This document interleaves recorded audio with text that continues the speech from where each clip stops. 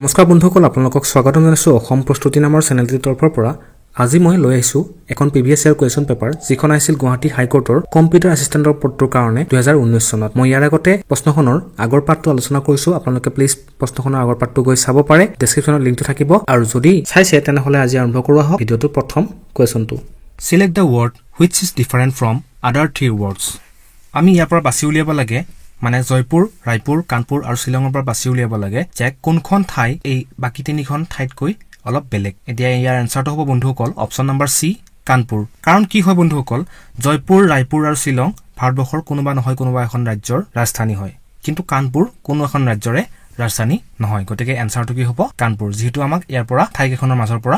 আটাইতকৈ অমিলটো বিচাৰি উলিয়াব দিছে question number 22 Raghu travels 150 kilometers towards east, then turns right and travels 50 kilometers. He then turns right and travels 150 kilometers. How far is Raghu from the starting point? Your answer to hobo 50 kilometers. Moi kenekoi etu answer hobo moi apnalokok eti bohit kori dekhuaisu baru apnaloke video tu sai lok. Rahulor starting point to hobo etu starting point hobo etu tem your pra start koribo kiman journey pubole journey koribo kiman journey koribo 150 kilometer teo journey কৰিব তাৰ পিছত তেওঁ যে মুখখন কোন ফালে আছে এটো ফালে আছে পূব ফালে আছে এনেকা কৈ আছে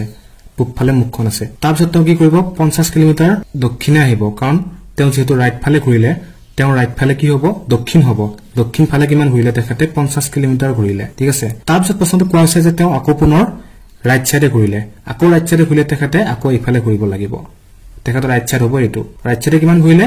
আকৌ 150 কিলোমিটাৰ তেখেতে ঘুৰিলে 150 কিলোমিটাৰ ঘুৰিলে আৰু ইয়াত তেওঁ ৰল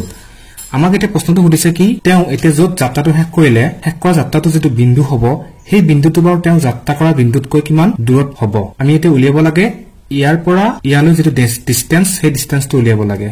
তেখেতে যাত্ৰা কৰিছিল ইয়াৰ পৰা ষ্টাৰ্টিং পইণ্ট হৈছে ইয়াৰ পৰা আৰু এন্ডিং পইণ্ট আছে এটো এনসাৰটো উলিয়াব লাগে আমি ষ্টাৰ্টিং পইণ্টৰ পৰা এন্ডিং পইণ্টৰ দূৰত্ব কিমান যেহেতু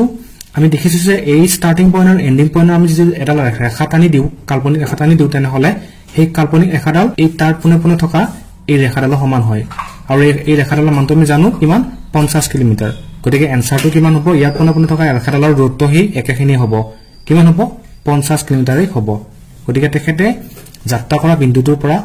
শেষ কৰা বিন্দুটোলৈ দূৰত্ব কিমান 50 কিলোমিটাৰ গতিকে এনসাৰটো হ'ব 50 কিলোমিটাৰ আপোনালোকে যদি এনসাৰটো বুজি পানে তেনেহলে প্লিজ ভিডিওটো আকৌ এবাৰ ৰিক্যাপ কৰি চাব পাৰে নেক্সট কোৱেশ্চনটো হৈছে clock is to time then thermometer is to what আমাক কোৱা হৈছে ক্লকে কি দেখুৱাই বাৰু ক্লকে দেখুৱাই টাইম মানে ঘড়ীয়ে দেখুৱাই টাইম থাৰ্মোমিটাৰে কি দেখুৱাব থাৰ্মোমিটাৰে দেখুৱাব অপচন নম্বৰ সি টেম্পাৰেচাৰ ঘড়ীয়ে দেখুৱাই টাইম ঠিক তেনেকৈ থাৰ্মোমিটাৰে কি দেখুৱাব টেম্পাৰেচাৰ ইয়াত হিট নহব কাৰণ হিট মানে হৈছে বস্তু এটাই নিৰ্গত কৰা তাপখিনিহে কিন্তু থাৰ্মোমিটাৰে কি দেখুৱাই বস্তু এটাৰ ভিতৰত সোমাই থকা তাপখিনি বা উত্তাপখিনি যেহেতু আমি থাৰ্মোমিটাৰ হয় কি কৰো বস্তু এটাৰ ভিতৰত থকা তাপখিনিহে জোখো গতিকে answer is temperature option number C is the right answer question number 24 school is two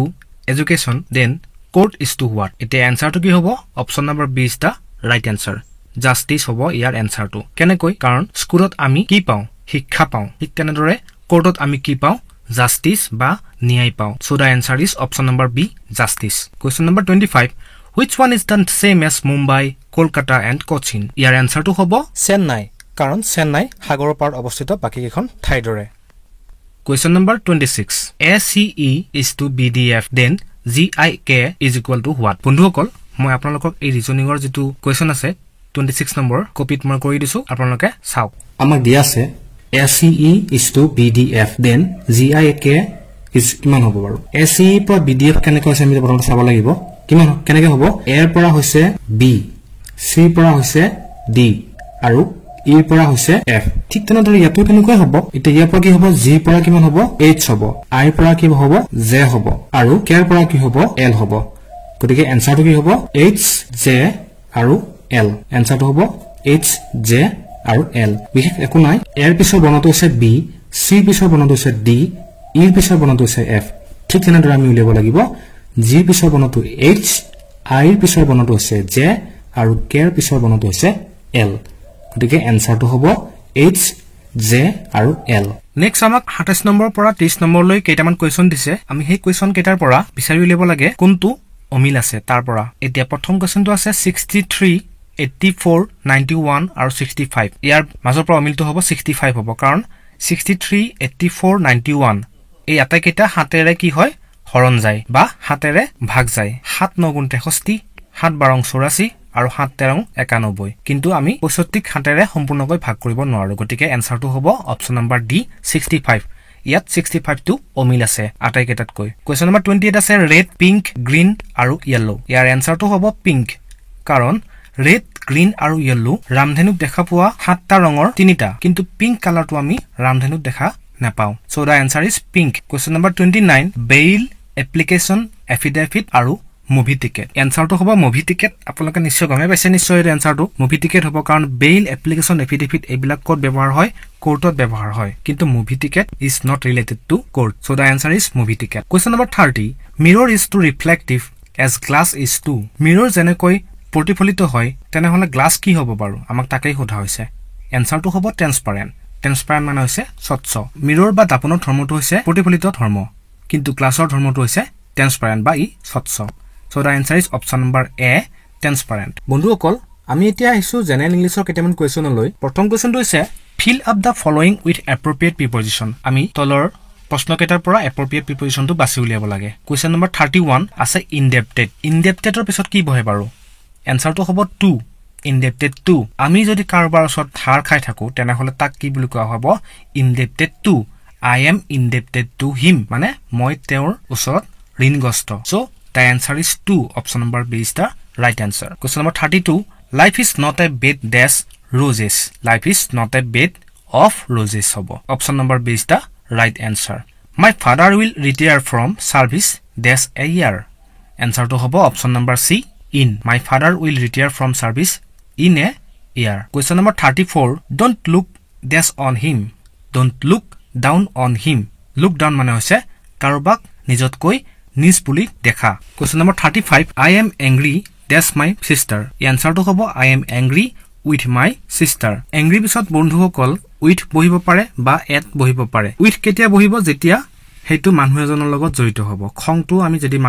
মানুহৰ লগত জড়িত হয় বা বস্তু আমি চুই চাব পৰা বস্তুৰ লগত জড়িত হয় তেনেহলে তাত with বহিব আৰু চুই চাব নোৱাৰা জানে কিবা এটা বস্তুৰ ওপৰত যদি আমাৰ খংটো জড়িত থাকে তেনেহলে হে তাৰ লগত at বহিব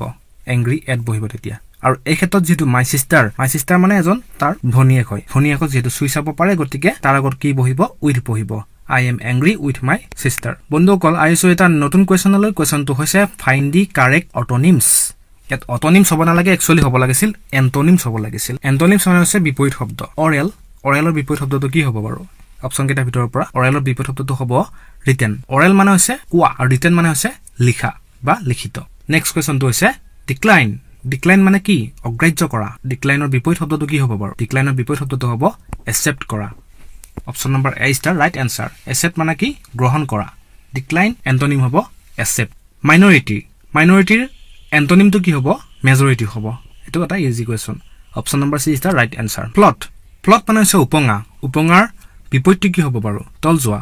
বা ডুব যোৱা আনসাৰটো হ'ব অপচন নম্বৰ সি সিঙ্ক মানে হৈছে ডুব যোৱা ফ্লটৰ বিপৰীত বা এন্টোনিমটো হ'ব সিঙ্ক কোৱেশ্চন নম্বৰ 40 মডাৰ্ন মানে হৈছে কি আধুনিক আৰু অপচন নম্বৰ এ হ'ব তাৰ বিপৰীত শব্দটো এনচিয়েন্ট মানে হৈছে পুৰণি মডাৰ্নৰ বিপৰীত শব্দটো হ'ব ancient option number A is the right answer next কোৱেশ্চনটো হৈছে ফাইন্ড দি কাৰেক্ট সিনোনিমছ মানে হৈছে একে অৰ্থ বুজোৱা শব্দ কোৱেশ্চন নম্বৰ 41 কামটো কি হ'ব কাম মানে হৈছে শান্ত ঠিক তেনেদৰে কোৱাইট মানেও শান্ত হয় কোৱাইট বন্ধুসকল মনত ৰাখিব এটো কুইট নহয় এটো কোৱাইট হয় কোৱাইট মানে হৈছে শান্ত option number B is the right answer question number 42 trash মানে হৈছে আৱৰ্জনা ঠিক তেনেদৰে অপচন নম্বৰ সি গাৰ্বেজ মানে হৈছে আৱৰ্জনা গতিকে আনসাৰটো হ'ব garbage option number C is the right answer enormous মানে হৈছে বহুতো বা বহুত ডাঙৰ গতিকে তেনেকৈ অৰ্থ বুজোৱা শব্দ হ'ব option number A large enormous is equal to large coarse মানে হৈছে খহতা আৰু কোৰ্সৰ নিচিনা এটা শব্দ হ'ব তলৰ পৰা অপচন নম্বৰ ডি ৰাফ আৰু কোৰ্স একে অৰ্থ বুজোৱা শব্দ পাৰ্সিয়াল মানে হৈছে পক্ষপাতিত্ব কৰা তাৰ আনসাৰটো হ'ব বিয়াস্ড হ'ব তাৰ আনসাৰটো বিয়াস মানে হৈছে পক্ষপাতিত্ব কৰা আৰু পাৰ্সিয়াল মানে হৈছে পক্ষপাতিত্ব কৰা ফেভাৰিংটো হ'ব পাৰে কিন্তু ফেভাৰিংটো এপ্ৰোপ্ৰিয়েট অৰ্থ নহবগৈ option number C is the right answer বন্ধুসকল একেবাৰে হেকলে ভিডিওটো চোৱাৰ কাৰণে আপোনালোকক বহুত ধন্যবাদ জ্ঞাপন কৰিছো যদি ভিডিঅ'টো ভাল পাইছে প্লিজ ভিডিঅ'টো লাইক কৰিব, শ্বেয়াৰ কৰিব বন্ধুবৰ্গৰ মাজত, আৰু যদি আপুনি চেনেলটো নতুনকৈ আহিছে তেনেহ'লে প্লিজ চেনেলটো ছাবস্ক্ৰাইব কৰি থৈ যান। এনেকুৱা ধৰণৰ ভিডিঅ' মই আপোনালোকৰ আগলৈ পুনৰবাৰ লৈ আহিম। আজিলৈ ইমানে বন্ধুসকল, ধন্যবাদ। জয় আই অসম।